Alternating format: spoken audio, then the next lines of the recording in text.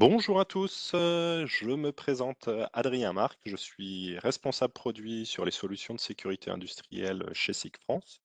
Bienvenue pour ce webinaire sur le nouveau règlement sur les machines.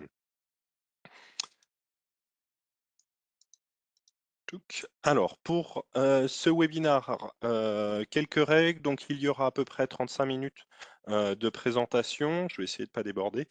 Et ensuite, on laissera place à quelques, sessions de questions-réponses.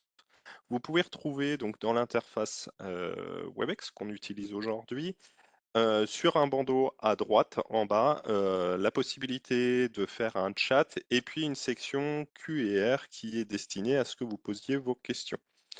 Si des fois vous rencontrez un souci, vous pouvez toujours les positionner dans le chat.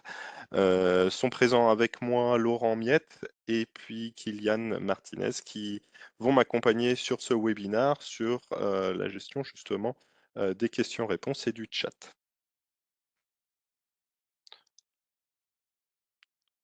Alors, aujourd'hui, au niveau de l'agenda, ce qu'on va voir ensemble, on va revoir rapidement, mais juste histoire de, repositionner en termes de vocabulaire, quelle est la réglementation en cours actuellement pour les machines, à savoir la directive machine? Pourquoi est-ce qu'il y a un changement vers un règlement, en termes de terminologie, mais aussi pourquoi est-ce que cette directive a été révisée? Quelques dates clés, puis ensuite on passera un peu plus dans le cœur du règlement, avec quel est le champ d'application du nouveau règlement, quels sont les changements fondamentaux, et puis on verra justement sur ces changements fondamentaux 2 parties sur lesquelles on va se focaliser. Une première sur la partie modification d'une machine par un exploitant, quelles sont ses obligations, et puis quelles sont les nouvelles exigences en lien avec les nouvelles technologies auxquelles il faut faire face. Alors, avant de rentrer dans le vif du sujet, un petit rappel de la société SIC. Donc, nous sommes une des entreprises leaders dans notre domaine, à savoir le développement de solutions de capteurs, mais pas uniquement. On est présent dans le monde entier avec plus de 50 filiales pour un chiffre d'affaires de l'ordre de 2,2 milliards d'euros et un peu plus de 11 900 employés. Qu'est-ce que nous développons? Vous nous connaissez certainement pour, nos gammes de capteurs, que ce soit pour la détection, de l'identification, donc lecture de code barre, data matrix, code 2D. Nos capteurs de mesure, que ce soit des codeurs, mais aussi des capteurs de perception d'environnement. Évidemment, dans le thème d'aujourd'hui, peut-être que vous nous connaissez pour nos barrières immatérielles ou nos scrutateurs, de sécurité, donc tout ce qui va être dispositif de protection, pour les machines. Mais également, nous avons une partie, pas uniquement, capteurs, mais une partie intégration avec, des edge controllers, avec des systèmes, de contrôleurs de sécurité et j'en passe. Et enfin, on a une dernière activité qui est liée plutôt à l'industrie du process, où on va faire tout ce qui est, mesure et contrôle, d'émissions de gaz. Alors, actuellement, pour tous les fabricants, de machines, il existe une directive machine 2006/42/CE qui fixe les exigences essentielles de santé et de sécurité relatives à la conception et à la construction des machines afin d'améliorer la sécurité des machines, hem, mises sur le marché. Pardonnez-moi, j'ai juste un petit souci d'affichage. Alors, elle fixe uniquement des objectifs, hein, à savoir que le moyen, d'atteindre ces objectifs-là, n'est pas spécifié dans la directive machine. Alors, on parle de machine au sens large, hein, la définition telle que vous l'avez à l'écran, c'est un ensemble équipé ou destiné à équiper d'un système d'entraînement, c'est-à-dire qu'on va avoir un mouvement à l'intérieur de la machine. Ce mouvement-là est généré par autre chose que la force humaine ou animale, et on va avoir des ensembles, des sous-ensembles mécaniques composés de pièces ou d'organes liés entre eux, dont au moins un est mobile et qui sont réunis de façon solidaire en vue d'une application définie. Donc on va être sur des machines de production telles qu'on peut connaître dans l'agroalimentaire, avec notamment des machines d'emballage, de suremballage, des palettiseurs. On peut aussi retrouver des machines semi-automatiques comme dans l'électronique où on va avoir des fabrications de micro-pièces avec un opérateur qui va réaliser amener les pièces et puis les machines vont réagir directement jusqu'à des véhicules autonomes tels qu'on peut retrouver dans les industries, donc ce qu'on entendra sous AGV, AMR par exemple. Alors, pourquoi est-ce qu'on passe de la directive machine à règlement? Alors, avant de parler exactement du pourquoi, on va parler de terminologie. Qu'est-ce que la directive? Qu'est-ce qu'une directive et qu'est-ce qu'un règlement? La directive, comme le règlement, ce sont tous les deux des actes législatifs hein, qui sont établis par l'Union européenne. La directive va instaurer une obligation de résultat, mais elle va laisser libre les États membres quant aux moyens d'y parvenir. Et un des points importants dans ce processus-là, c'est qu'il y a transposition. C'est-à-dire que la directive est définie au niveau européen et ensuite, par exemple en France, on va avoir une transposition de ce texte-là dans le Code du travail. Et cette transposition-là va demander un certain délai et va faire qu'on ne va pas forcément avoir une homogénéité, une uniformité au sein de l'Union européenne, de la communauté européenne. C'est pour ça qu'ils sont passés sur un règlement qui, lui, va s'appliquer de manière automatique et uniforme dans tous les pays de l'Union européenne, puisqu'il n'y a pas de transposition. Et il est obligatoire dans tous les pays, dans tous ces éléments et dans tous les pays de l'Union européenne. Pourquoi le changement? Tout simplement parce que les machines évoluent. On voit que de plus en plus, on retrouve des machines qui sont moins dépendantes des opérateurs humains et qui ont été introduites sur le marché. Ces machines, elles vont effectuer des tâches définies hein, dans des environnements structurés, mais elles peuvent apprendre à effectuer de nouvelles actions dans ce contexte et devenir de plus en plus autonomes. Donc il était aussi important de clarifier le champ d'application, mais aussi intégrer les nouvelles technologies, comme on a l'intelligence artificielle, l'Internet des objets, la robotique collaborative. Il y a tout un tas de diverses technologies qui arrivent, mais surtout ces nouvelles technologies-là soulèvent des questions en matière de sécurité des opérateurs. Et donc, il est nécessaire de définir des nouveaux objectifs pour pouvoir garantir la sécurité des personnes. Le tissu européen est constitué principalement de PME et il est clair qu'il y a un coût à mettre en œuvre l'ensemble de ces directives-là. L'Europe souhaite réduire ce coût-là en réduisant la charge administrative pour les PME avec une notion de proportionnalité.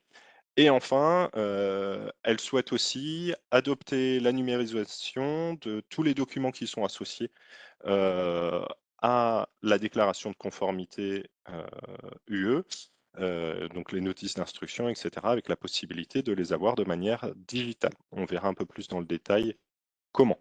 Alors les dates clés, c'est un texte, le nouveau règlement machine, il a été paru au journal officiel de l'Union européenne sous le nom de règlement 2023-1230 le 29 juin 2023. Alors, il n'est pas nécessaire et il n'y a pas d'application du règlement machine par anticipation pendant une période transitoire de 42 mois, laissant à l'ensemble des acteurs du marché le temps d'intégrer toutes ces nouvelles modifications. Et il faudra qu'à partir du 14 janvier 2027, il y ait une application du règlement en totalité pour toute nouvelle machine arrivant sur le marché. Alors pendant la période transitoire, il y aura quelques exceptions sur le règlement machine que vous avez listé ci-dessous. Le point le plus important étant que la définition des machines présentant un risque grave potentiel qui apparaissait dans l'annexe 4 de la directive machine apparaissent maintenant dans le règlement machine et c'est le règlement machine qui fera foi pour l'ensemble de ces machines-là qui nécessitent une procédure particulière pour démontrer la conformité aux exigences essentielles. Alors, dans le webinaire d'aujourd'hui, on va parler au sens large de produits qui rentrent dans le champ d'application du règlement. Le premier type de produit, on l'a déjà introduit, c'est la machine. La définition, elle est relativement similaire à celle de la directive machine. Simplement, il y a un ajout puisque les machines deviennent de plus en plus complexes, de plus en plus adaptatives. Et donc, il y a un paragraphe qui a été rajouté dans la définition de la machine. C'est une machine aussi, on entendra par machine, une machine qui serait vendue et sur laquelle il manquerait uniquement le téléchargement du logiciel destiné à l'application spécifique prévue par le fabricant. On retrouvera les produits connexes qu'on avait déjà dans la directive machine, à savoir les équipements interchangeables, les composants de sécurité, les accessoires de levage, etc. Et on retrouvera également les quasi-machines. Donc, on entend par quasi-machine une machine, mais qui n'est pas complète puisqu'on n'a pas la possibilité d'avoir une application définie avec ce produit-là.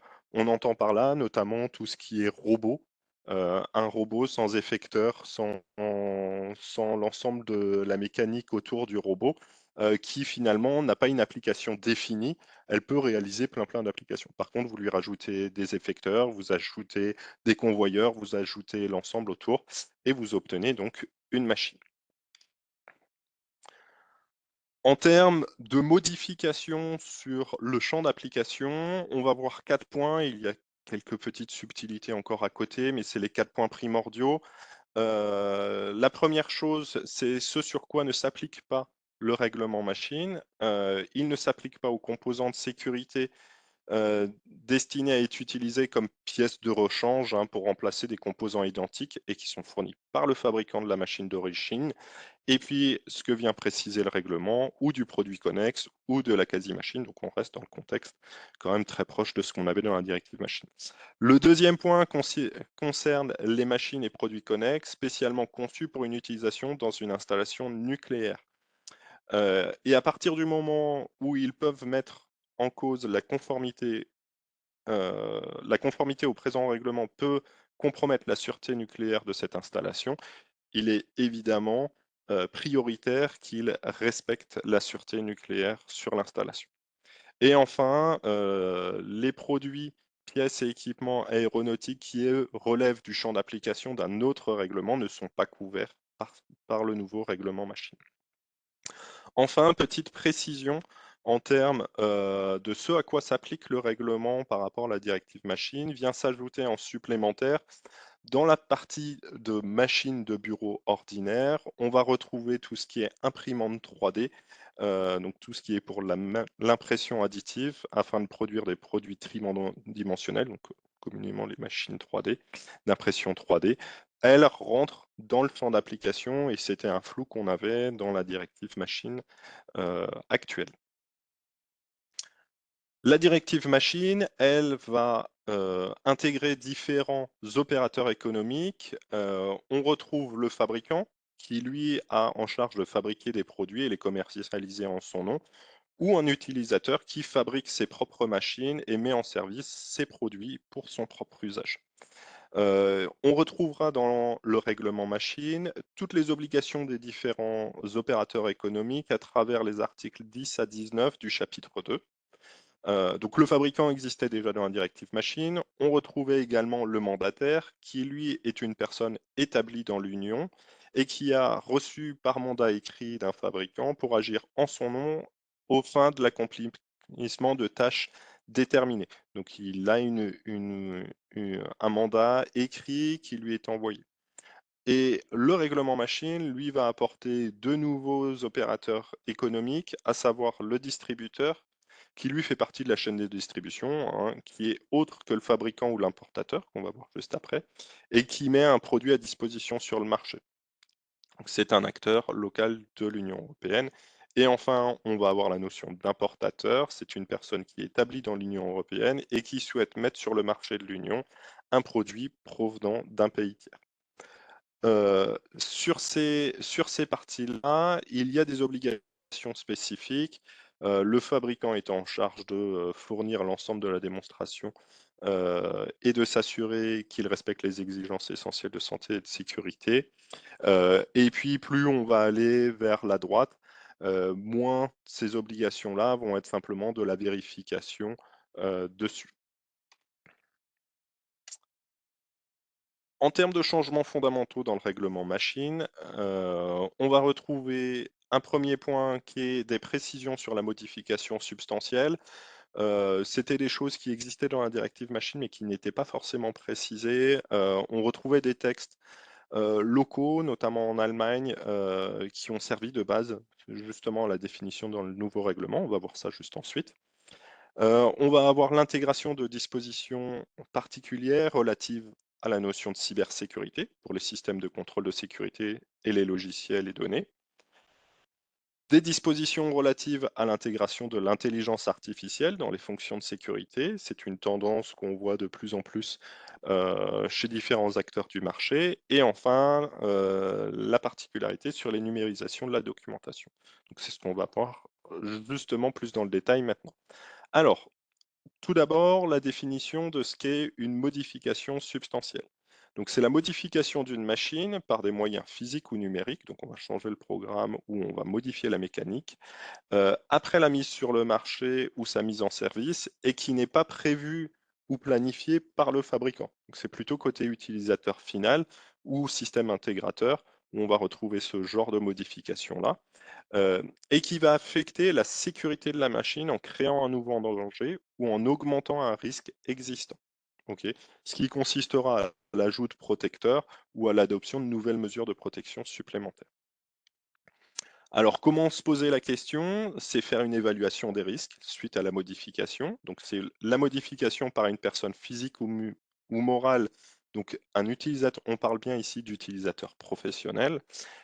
Est-ce que ça génère un nouveau danger? Oui ou non? S'il génère un nouveau danger, dans ces cas-là, on viendra vérifier est-ce que ça introduit un nouveau risque et est-ce que les mesures de réduction des risques sont suffisantes?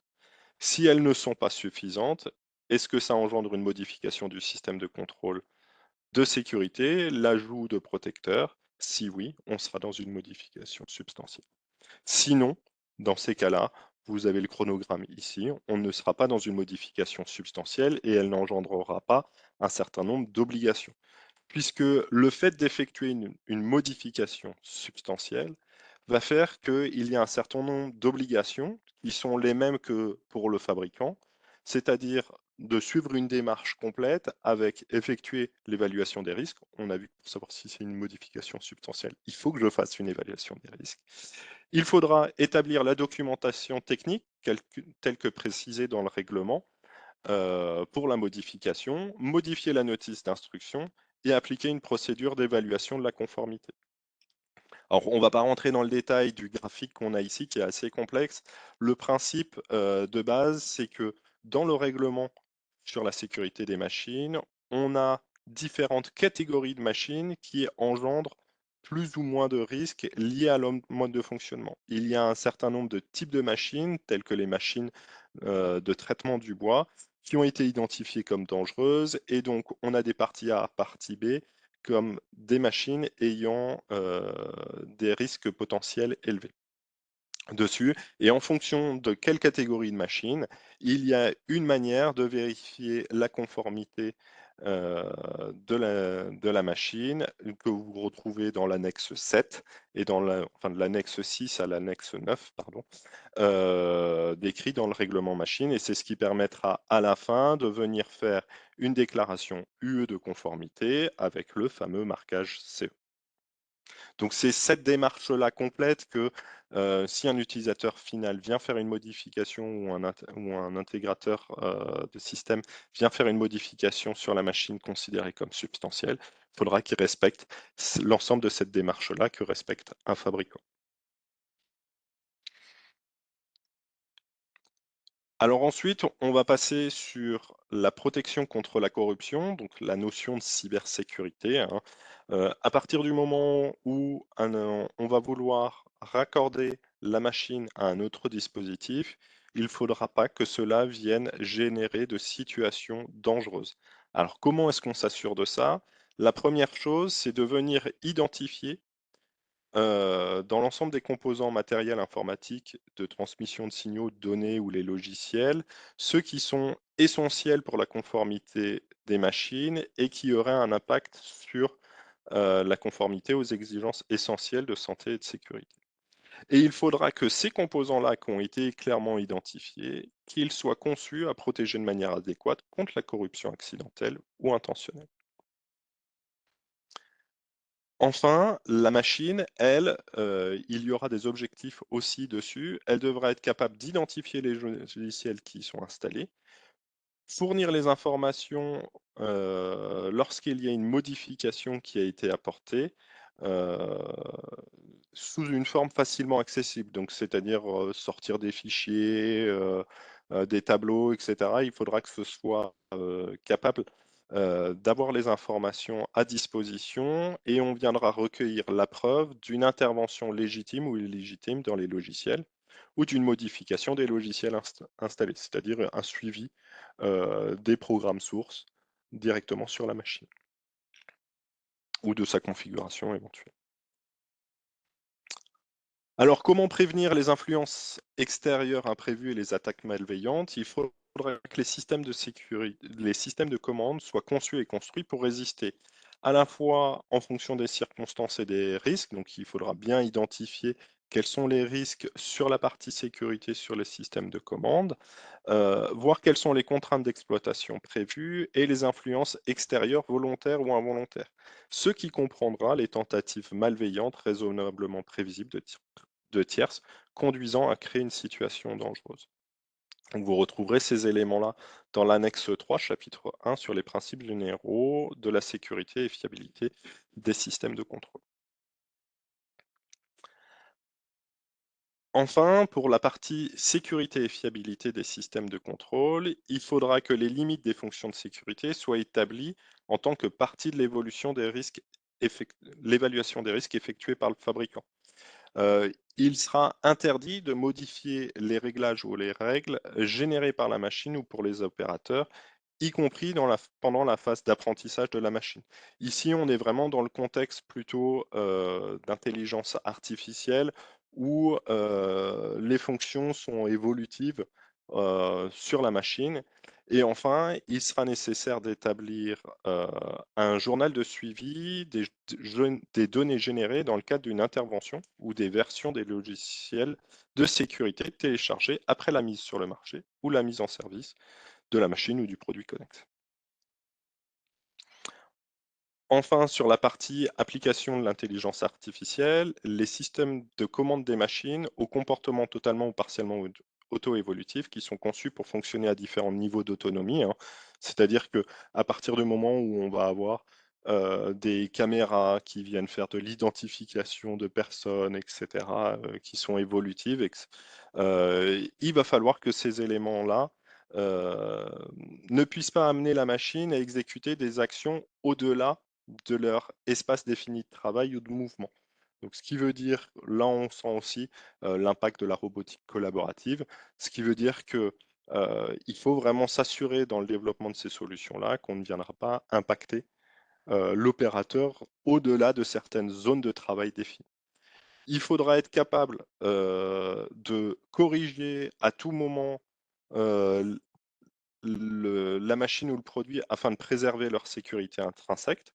Donc, ce qui veut dire que ce sera des dispositifs qui devront être connectés et on rejoint les aspects de cybersécurité qu'on a vus précédemment. Et il faudra qu'il y ait l'enregistrement des données relatives au processus décisionnel en matière de système de sécurité basés sur des logiciels, assurant des fonctions de sécurité, qu'ils soient activés et conservés pendant 1 an après leur collecte, exclusivement pour démontrer la conformité des machines. Donc là, on est vraiment sur des aspects en cas d'accident. Il va falloir être capable d'historiser ces principes décisionnels. Donc vous retrouverez un peu plus de détails dans l'annexe 3, chapitre 1 sur la sécurité et fiabilité des systèmes de compte. Alors on va changer un peu de sujet, on va venir sur des choses un peu plus légères, avec la numérisation de la documentation, qui est autorisée maintenant au format numérique dans le règlement machine 2023-1230. Et qui était imposé de manière papier jusqu'à présent à travers le guide bleu de mise en œuvre de la directive machine. Donc pour la notice d'instruction et la notice d'assemblage, il va être possible de les numériser et il sera nécessaire d'indiquer sur la machine la manière d'y accéder. Alors le règlement suggère par exemple d'utiliser des codes 2D pour pouvoir directement accéder à une URL dessus.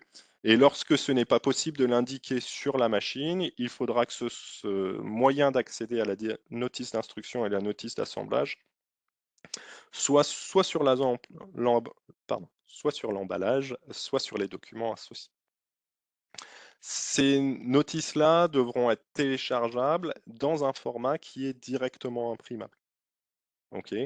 Et il faudra rendre ces documents-là accessibles pendant toute la durée de vie prévue et au moins 10 ans après la mise sur le marché si la durée de vie prévue était plus courte. Une des impositions pour les fabricants sera de fournir une copie papier gratuite sous 1 mois, à condition que l'utilisateur en ait fait la demande expressément au moment de l'achat.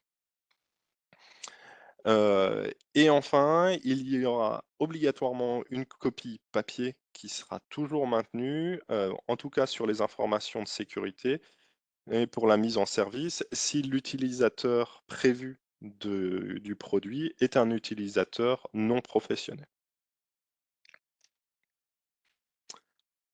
Enfin, pour la partie de la déclaration UE de conformité, elle pourra être également autorisée au format numérique, à condition que le code d'accès soit présent sur la machine ou dans la notice d'instruction, sous la forme d'un code 2D par exemple, ou avec l'adresse internet pour y accéder. Et de la même manière, il faudra que ces documents-là soient accessibles pendant toute la durée de vie prévue du produit en question, ou au moins 10 ans après sa mise sur le marché.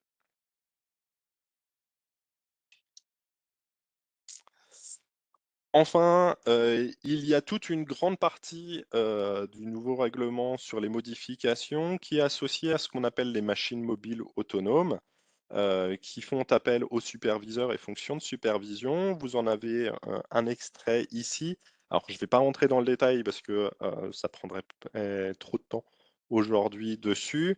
Par contre, nous reviendrons sur ces points-là la semaine prochaine lors du webinaire spécifique sur les AGV qui a lieu le 28 novembre 2023. Donc à la même heure qu'aujourd'hui, de 11 heures à midi, dans les invitations que vous avez eues, vous aviez la possibilité de vous inscrire sur les 2 webinaires. Donc voilà un petit peu sur, les modifications substantielles, hein, il y a plein de petites modifications, sur le règlement. L'objectif aujourd'hui, hein, étant d'être assez, court et de ne pas être exhaustif, justement. Toujours est-il que sachez que SICK peut être, votre partenaire pour créer une productivité sûre. On trouvera ensemble les solutions adaptées à vos machines. Vous nous connaissez certainement pour l'ensemble de nos produits qui sont listés ci-dessous, mais sachez aussi qu'on a les capacités de vous accompagner à travers la directive machine et demain à travers le nouveau règlement, à travers des prestations de services qui vont être à la fois du conseil, du coaching pour pouvoir obtenir euh, la conformité de vos machines. On peut vous former sur le sujet et également nous avons des services d'aide à la mise en service pour les produits, mais qui sont un peu plus éloignés du sujet aujourd'hui. Sur ce, il me reste plus qu'à vous souhaiter de passer une bonne journée. Au revoir.